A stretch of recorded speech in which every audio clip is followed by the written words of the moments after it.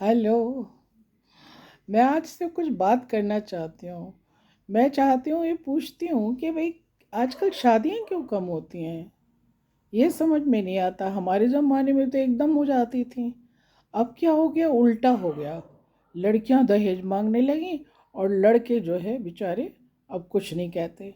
वो तो कहते हैं एक अच्छी सी लड़की हो जो घर को संभाल सके, सुशील हो, सुंदर हो, बस उनकी इतनी ही ख्वाहिश रहती है। लेकिन लड़कियां, बाप रे, वो तो कहती हैं लड़का हैंडसम हो, गोरा हो, सुंदर हो, नौकरी बहुत अच्छी हो, और जो उसके माँ बाप भी पढ़े लिखे हों और उसके पुरखों के पास जायदाद भी हो, लड़के के पास कितना बैंक बैलेंस है, ये सब पूछती हैं। परिवार में कितने लोग हैं, मैं अलग रहूँगी कि पेरेंट्स के साथ रहूँगी, और मकान कितना बड़ा है वो भी बताना पड़ेगा आपको, गाड़ी कितनी बड़ी है वो भी बताना पड़ेगा आपको। कितना कुछ वो पूछती हैं। ऐसे थोड़ी शादी कर लेती हैं। अब तो पूरा दहेज ही हो गया ये बताइए, 5 स्टार में शादी करेंगे, हनीमून कहाँ जाएंगे, हनीमून फॉरेन जाएंगी, परदेश जाएंगी। अब बताओ कितना मुश्किल हो गया लड़के वालों के लिए। वो बेचारे सब कुछ एडजस्टमेंट करते हैं पर फिर भी नहीं हो पाता। लड़की आ जाती है, उसको बड़ा एडजस्ट करने की कोशिश करते हैं, तब भी नहीं हो पाता। फिर थोड़े दिन बाद थोड़ी लड़ाई झगड़ा रहने लगता है। फिर लड़की की ख्वाहिशें पूरी नहीं होती, उसके सपने टूटने लगते हैं। वो सोचती है कि यहाँ तो कुछ नहीं है, तो वो जो है रिश्ते को तोड़ने के लिए तैयार हो जाती है। वो एकदम डाइवोर्स की बात करती है। क्यों? क्योंकि उसे पता है कि डाइवोर्स करने में मुझे पैसा मिलेगा।